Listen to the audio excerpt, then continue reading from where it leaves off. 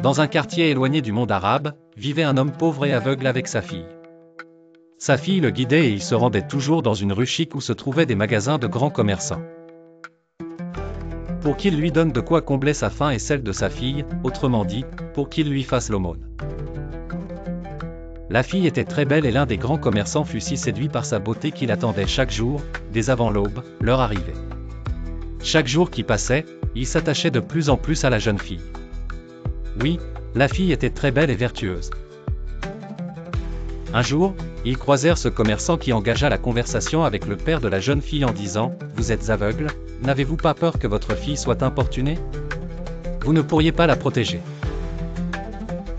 L'aveugle répondit « Dieu me protège et la protège aussi. » Le commerçant proposa « Je ferai en sorte que quelqu'un prenne soin de vous. » L'aveugle rétorqua « Ma fille n'est pas à marier, je ne peux marcher sans elle. »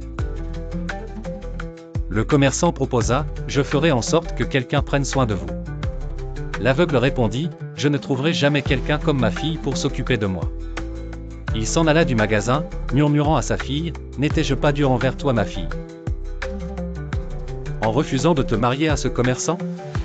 Et la fille répondit « Je ne serai jamais tranquille, père, si vous ne le choisissiez pas pour moi. » Le commerçant, de son côté, chaque jour tombait un peu plus amoureux de la jeune fille et de sa dignité malgré sa pauvreté.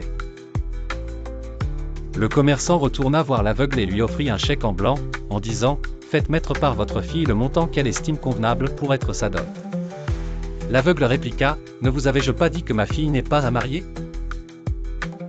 Il continua, insistant sur le fait que la dot de sa fille était trop chère pour qu'il puisse la payer. Le commerçant persista « Dites-moi quel est son prix ?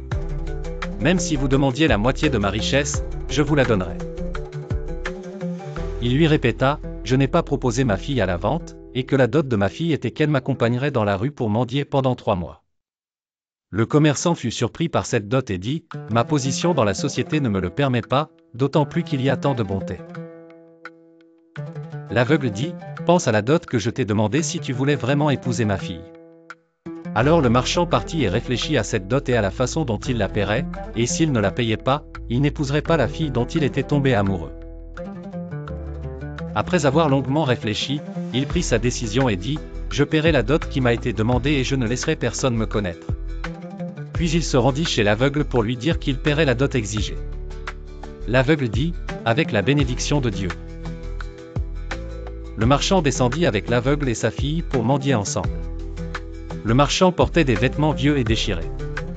Les jours passèrent et ils restèrent dans cet état jusqu'à la fin des 3 mois requis et à la fin du dernier jour de la période.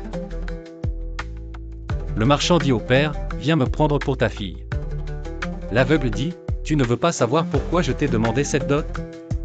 Pour que tu ne dises pas à ma fille, un jour, je t'ai ramené de la rue.